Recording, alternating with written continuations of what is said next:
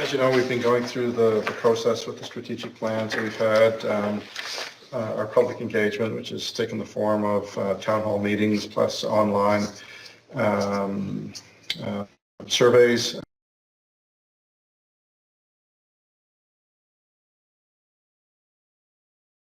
We've also had one-on-one stakeholder meetings between our consultants and the various stakeholders and community groups within the community.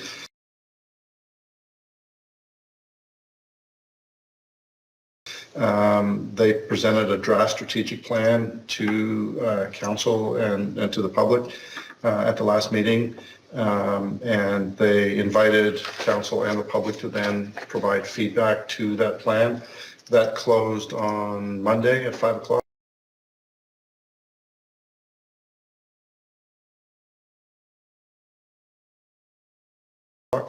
And the consultants are now going to basically prepare a draft, a second draft, or I should actually say final strategic plan that'll be presented to council. I forgot the date, but it's coming up. I think the 26th, I think, is the date that's in my mind.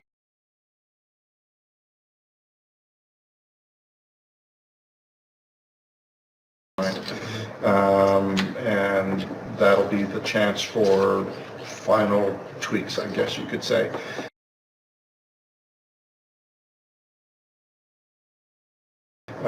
It's one of the common sort of feedbacks that has come back.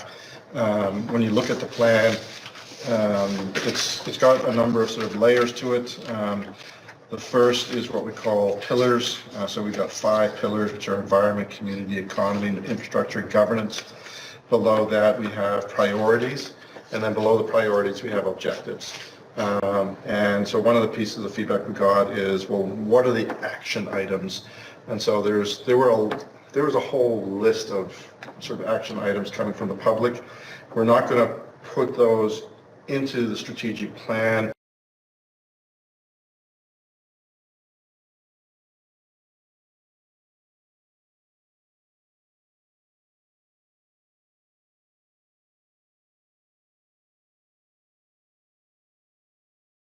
Because staff haven't had a chance yet to sort of identify what the budget ramifications are for the action items.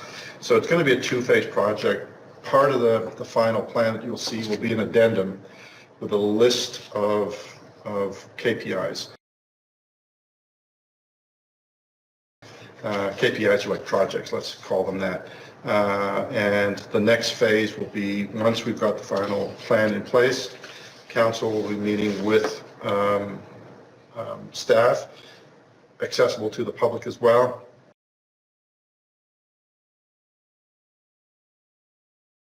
In which we're going to have a complete comprehensive list of all of the projects. So these are the projects that we currently have in our economic model, projects that staff are going to be wanting to take to council for budget that will be new to council that council haven't seen, and then a whole list of projects that the public would like to see.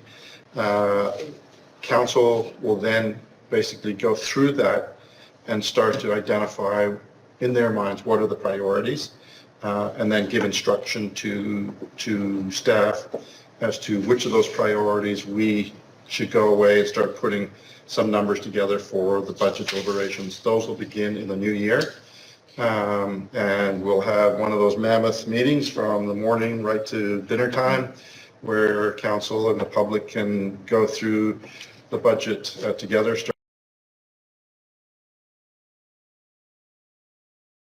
starting with what we call our core services, which are all of our operating GLs, and then go through all of our projects, which are really the strategic plan projects. And then that process actually occurs over a number of meetings. So that's the process going forward. Are there any questions at all?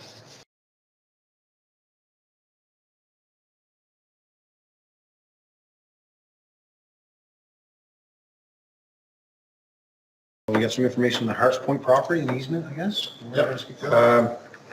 So if you can imagine the Harts Point property, the the old railway bed comes through the property and then out the other side. And on the western side, the Anglican Church had negotiated an easement with DNR to get from the property to the Harts Point Road. And so we actually had a meeting today with DNR about looking at getting an easement from Islands Park Road down the eastern side to the property to access it there. So you've got access on both sides. And so they were giving us some tips and pointers on how to pull an application together. So there's some GIS work we need to do. We're going to be doing the LiDAR work. The local offices offer to take a look at our application before we actually put it in, to give us some advice on what we can do to make it better or sort of hit the key points. They'll also run it past before it goes in. They'll do a quick pass on endangered species to make sure that there aren't any endangered species impacted by the easement, and then we'll put the application in. So I anticipate we'll probably put that application in springtime sometime. We'll need to do the GIS work between now and then. Val will need a little bit of budget that you'll talk to council about during budget to do that GIS work, and then away we go.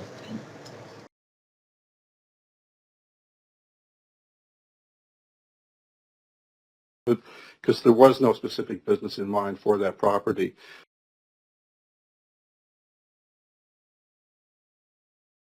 I have a question.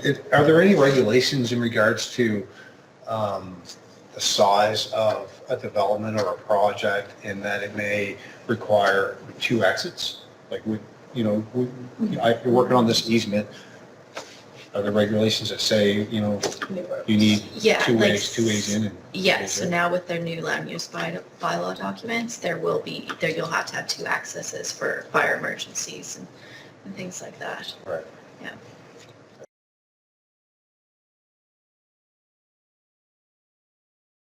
And you're right, there was no cost-benefit analysis of a business and all the rest of it.